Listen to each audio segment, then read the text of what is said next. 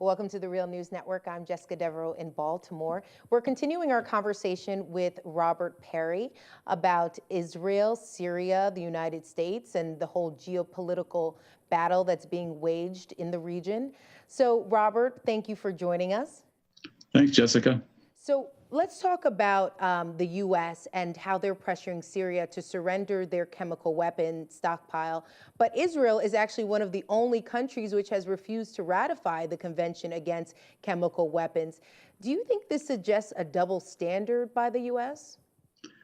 Well, the United States has long had a double standard as it relates to Israel. Israel also, perhaps even more importantly than its chemical weapon stockpile, has one of the most sophisticated nuclear weapon stockpiles in the world. It's undeclared and it's not under any of the conventions relating to nuclear weapons, but it exists and everyone knows it exists. The United States, however, goes out of its way not to officially acknowledge that it exists. Occasionally it'll pop out in some congressional testimony, including when Robert Gates was up for defense secretary some years ago, but it's not officially acknowledged. So you have the U.S., which has been very aggressive in going after other countries for just the possibility of having nuclear weapons. That is, in the case of Iraq, the United States invaded because of very dubious and ultimately false suggestions that the Hussein regime might be planning to develop nuclear weapons.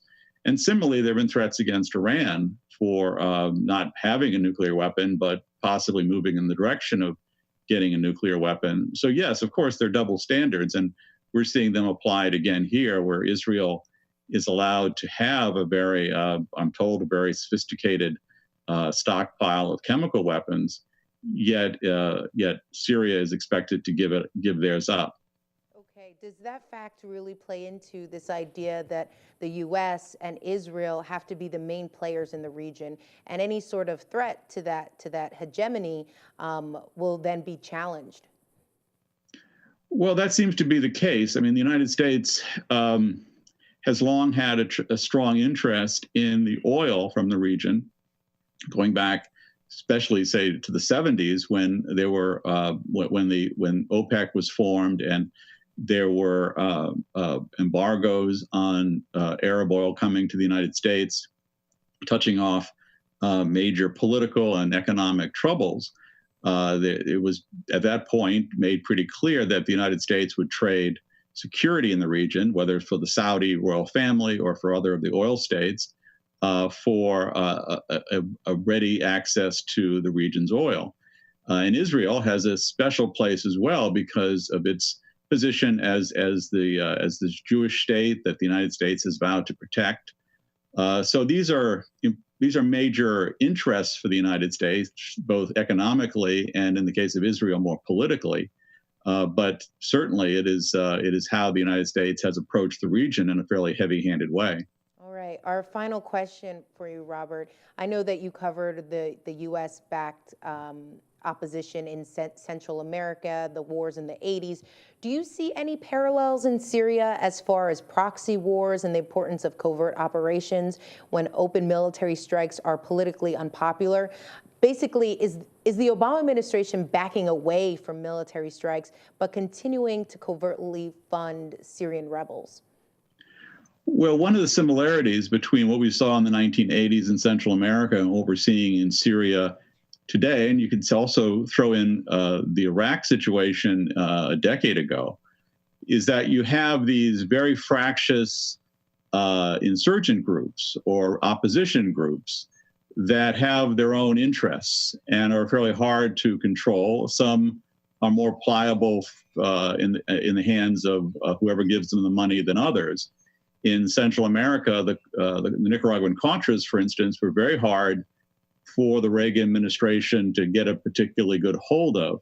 Mostly that was done through sending money and weapons to some groups, cutting off others, engaging in even political attacks or propaganda attacks against some groups that got in the way.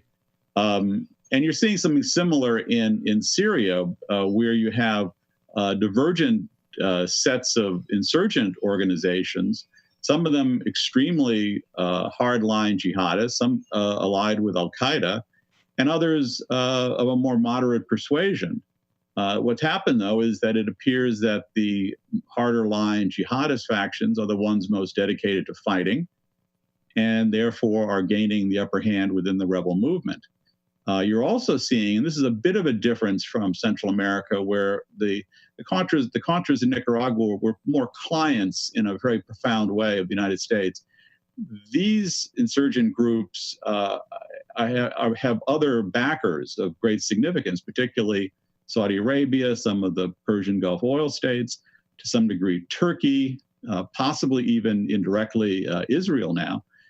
So they are less dependent on the United States, and they're also more willing to defy the United States. This is one of the points lost in much of the mainstream coverage of Syria, is that the Syrian government, despite all its many abuses and flaws, has agreed to take part in peace talks in Geneva in May, and over in the late spring and summer.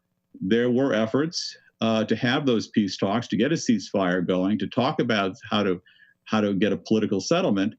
The Assad regime agreed under Russian auspices to send representatives to that negotiation. It was the rebels, the US-backed rebels, who refused, and they continue to refuse.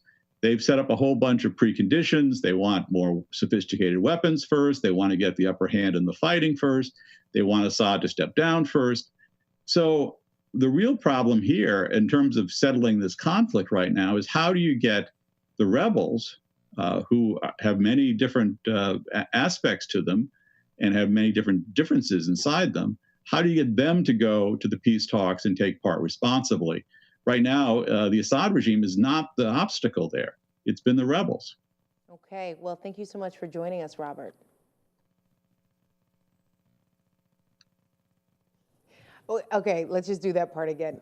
Robert, no worries. I'll repeat the thank you, and then okay. Okay, well, thank you so much for joining us, Robert. Thank you, Jessica.